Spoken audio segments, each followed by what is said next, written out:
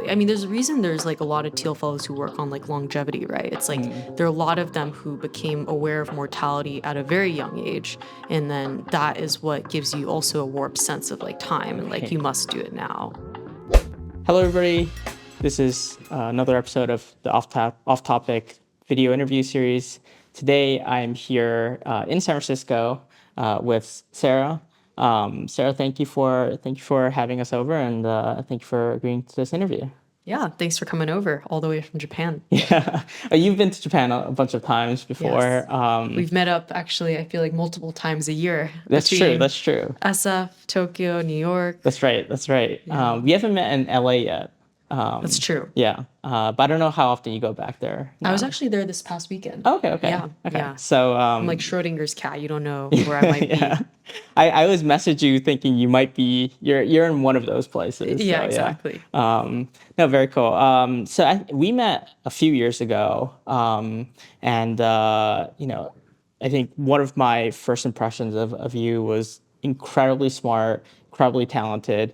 And when I learned, you were a Thiel Fellow, I was like, okay, this makes sense. Can you talk a little bit about, what the Thiel Fellowship is and kind of your experience with it? Yeah, I mean, I'm definitely not the expert on its full history, so I'll speak to it as much as I can. But as many people know, Peter Thiel founded PayPal. I think he has a lot of personal beliefs around like the way countries are run, the way education systems are run.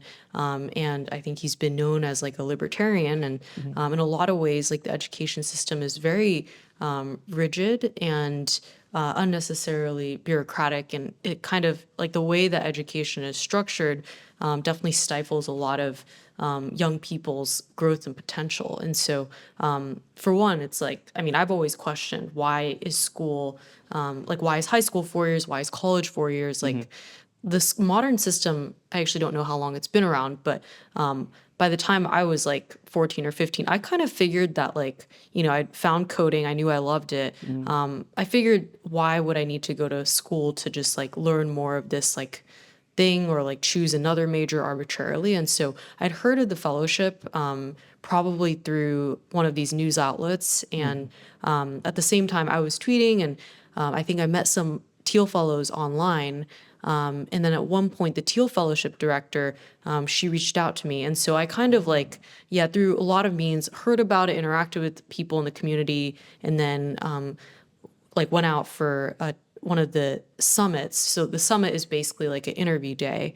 And so I went out when I was in high school. And so when I was 17, and I met a lot of interesting kids. I actually got the fellowship in 2022, I think it was. It's been a while.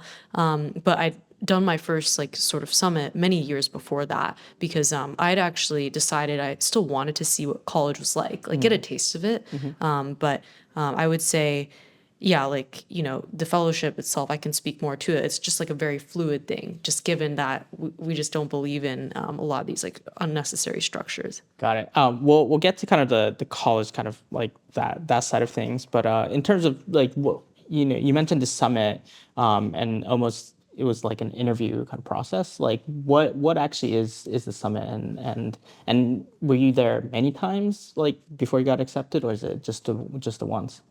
I can't speak too deeply into detail, but the fellowship has changed a lot throughout the years. Obviously, there are people who run it.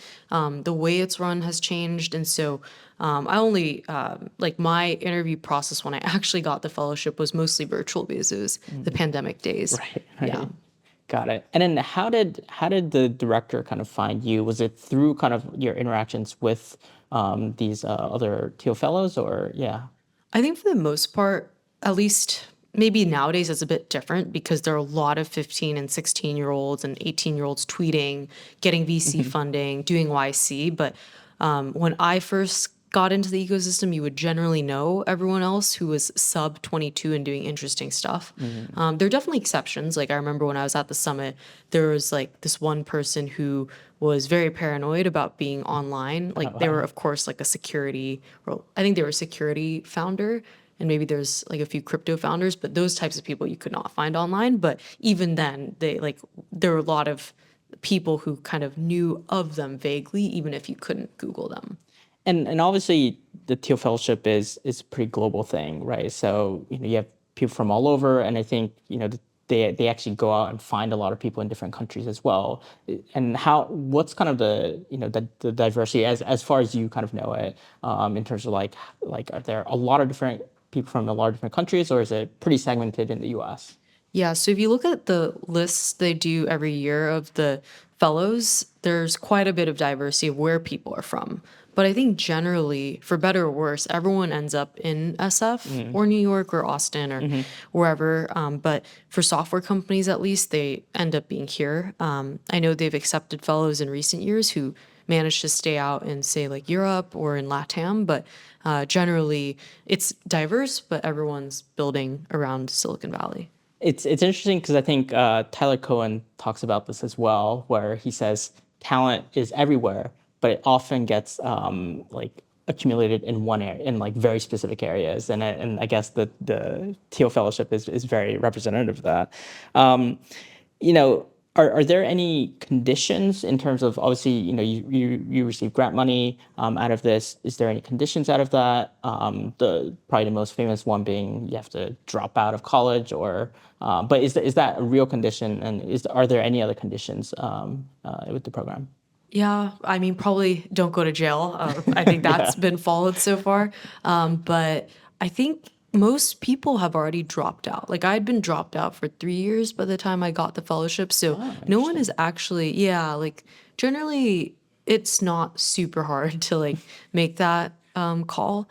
I would say there's almost no trade-offs to doing the fellowship, and that might be something that needs to change, right? Because like nowadays it's not taboo to drop out, but when the fellowship started, it caused more of like a ruckus. Right. And so what is the modern day equivalent? Like I'm not sure, because everyone and their mother is dropping out, so that might need to change. And if I don't know if the Thiel Fellowship still calls it this, but if I remember correctly, they don't call it dropping out, right? I think they called it stopping college because you can always come back. I Interesting. don't know if that's, I think that was the original kind of Okay, thesis around yeah, yeah. it. Nowadays it's like pretty clear, you're just like dropping out. Got it. Yeah. Got it.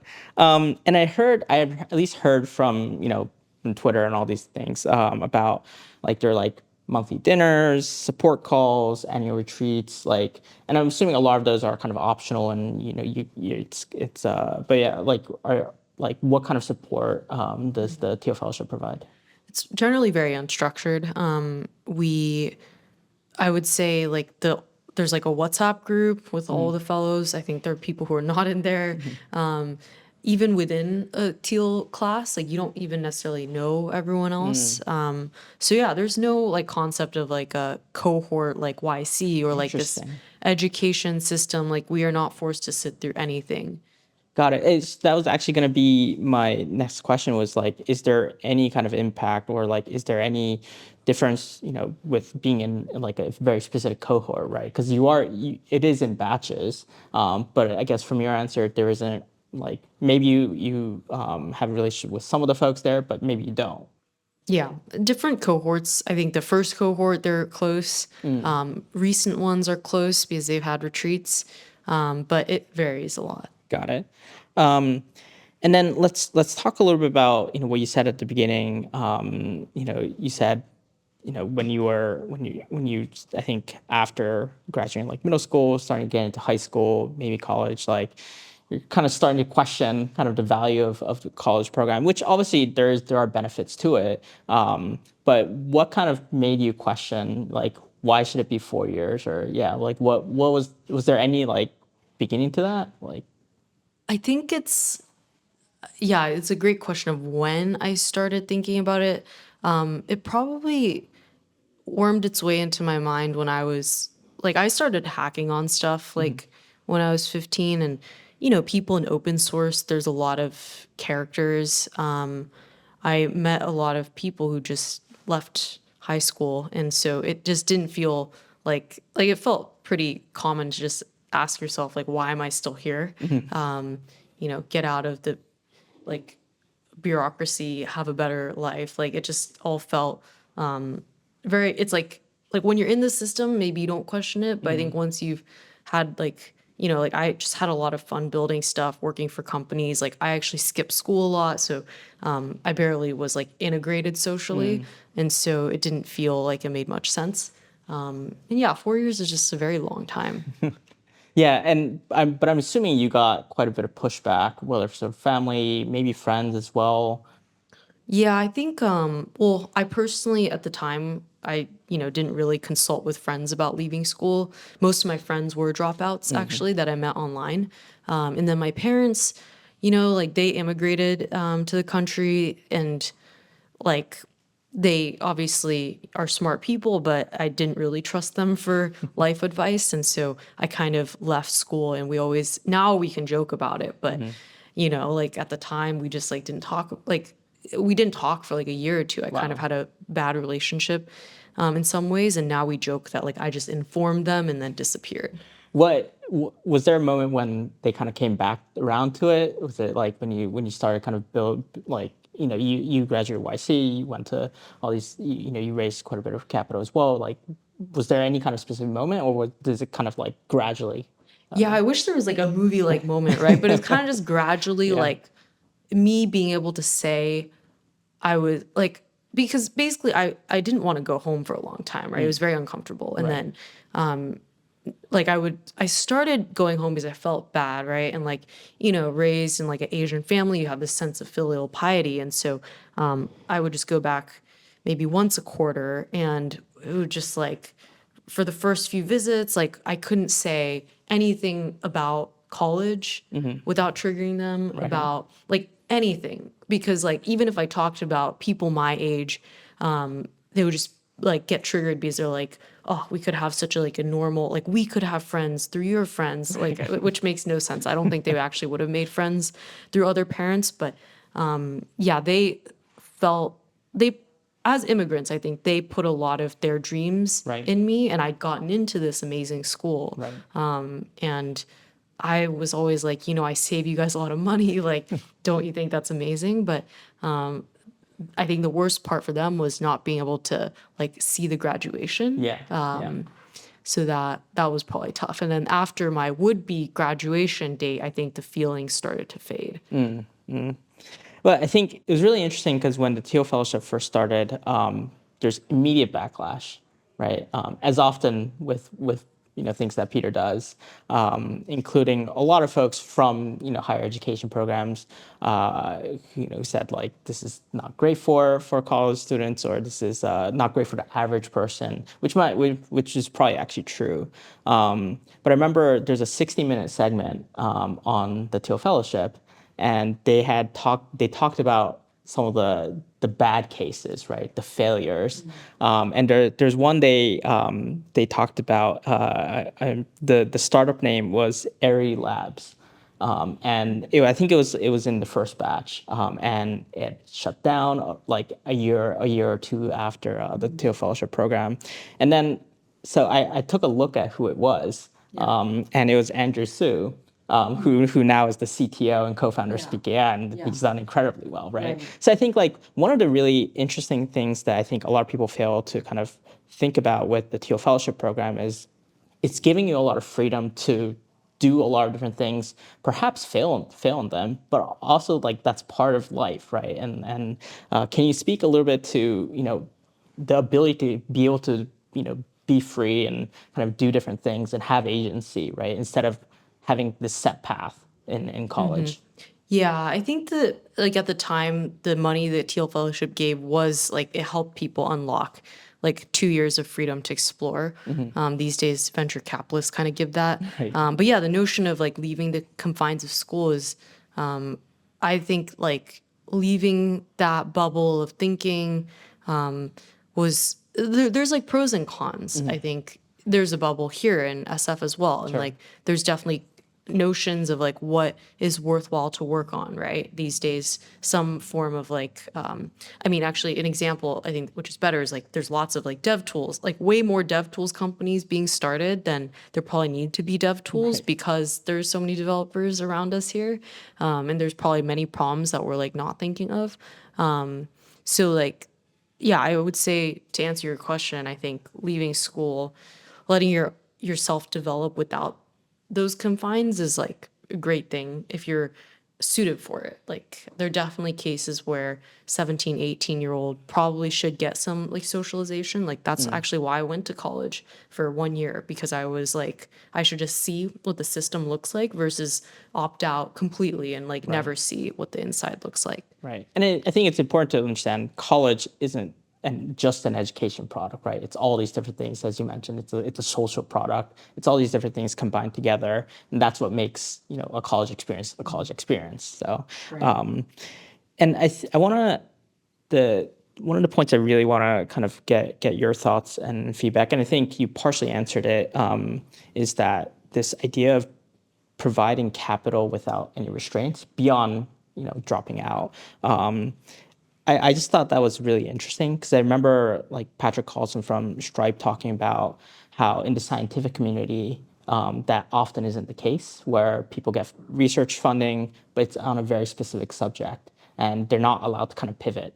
But startups are allowed to pivot, and I wonder if Peter kind of thought of this notion of like capital without constraints, partially because he saw something similar work in the startup field. And so like I'm assuming there's a lot of graduates who don't get into startups, who do all sorts of other things as well. Like is there any like direction given there, or yeah?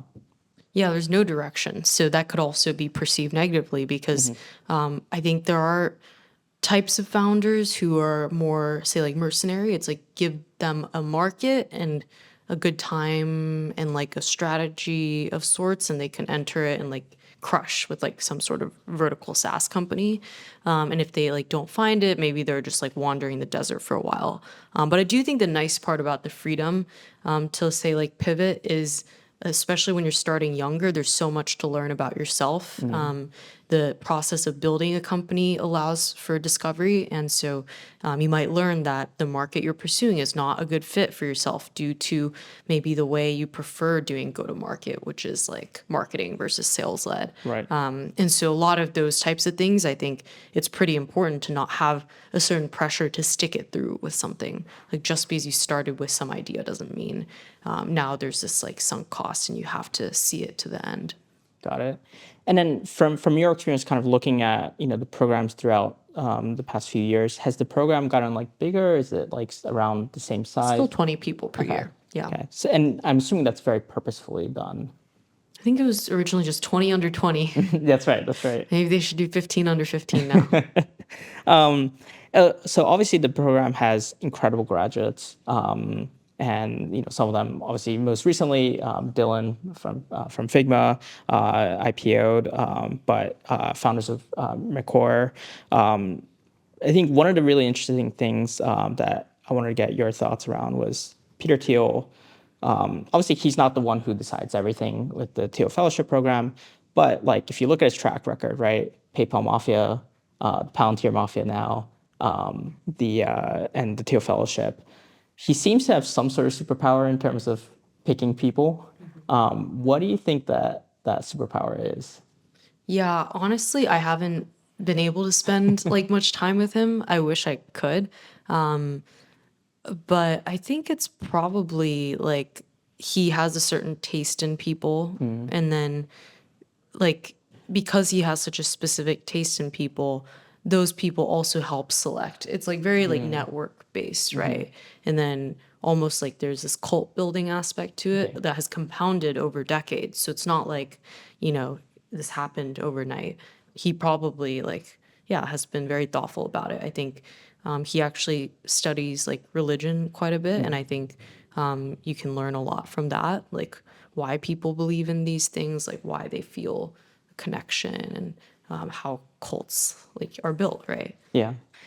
In terms of your experience working alongside or talking to all these the other kind of Thiel fellows, have you found any kind of similarities throughout most of the fellows there, or is everybody like super different?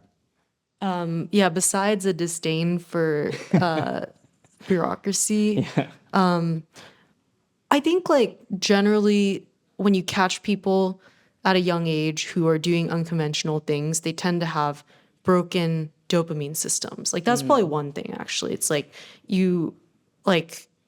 it's not maybe like for some people it manifests as adrenaline, right? I'd Right. say the average Thiel fellow probably likes skydiving more than the average like non-Thiel Right. fellow maybe. Mm-hmm. And then there's like this certain sense of speed and urgency. And so those are some aspects I think that are maybe more prevalent. Interesting. Interesting. I had never thought of it that way. But the risk taking aspect is different then, and maybe it's because there's a disdain towards the existing systems that often rely on kind of trust and safety. That the rejection of that kind of leads you more towards that path. Yeah, it's like less like you're okay without the safety, and then also like the speed at which you've lived. It's like at age 20, a Thiel fellow has experienced so much. They've like managed people, they've like fired people, they've like just seen shit, and then like it's just like within 2 years you've lived what most people have not yet experienced by age 28, 30, 40. And so because of that, your sense of time is compressed. Your need for stimulation and dopamine is like very different. Right. And I think like one thing you said, it really strikes home is you've said that 4 years, so college, a normal college career feels very long, right? And I think for most people it doesn't feel super long, Right, right. but I think what you're kind of pointing out there is there's a risk in not taking risk, right? And the 4 years, you're essentially not taking a risk, right? Like maybe you can like start a company during that time, but you always have college to kind of fall back on. But by dropping out and kind of stopping yourself from that like non-risk, I think like you're risk taking, and yet you're also, I think in your perspective, you're almost saying you're not taking a risk. Yeah, exactly. I mean, there's a reason there's like a lot of Thiel fellows who work on like longevity, right? It's like there are a lot of them who became aware of mortality at a very young age. And then that is what gives you also a warped sense of like time and like you must do it now. Right. No, that's super interesting. Is there any like lesson you learn from, whether if it's from the Thiel Fellowship team, or whether it's from some of your cohort members or other kind of fellows, that you kind of still take home with you today? I think a recent, not lesson, but observation is like, I'm a few years out of the fellowship now. So there's a lot of these younger fellows, and I'm like just so impressed by like a lot of like the newer cohort. And so I feel like like age is but a number. Like I can learn a lot from the younger folks. I wouldn't say I've like learned anything specifically from like the experience. So I'd say it's more of just like different people watching how they work, how they've evolved over time. It's like very nice. Got it. And then I think in the most recent batch, we have was it our first Japanese fellow? Something like that. Maybe Yeah. first, maybe second. Yeah. I haven't tracked. But not a lot. Yeah. But it's great to have someone from Japan join. And have you yourself been kind of helping out with the program? Do a lot of fellows kind of contribute in terms of whether if it's like helping mentor other fellows or yeah? Yeah, there are like alumni interviews. And then I'd say, you get to know like some of the younger fellows. There's nothing official though. Got it. Got it. Cool. Is there anything I missed about the fellowship program or kind of your experience with it? I think, yeah, we're very comprehensive. There's probably more in this interview than a lot of places online. Yeah. Amazing. Well, Sarah, thank you for sharing kind of your experience there, and hope we see more fellows do incredible work like the work you've been doing. Yeah, thank you. Thanks.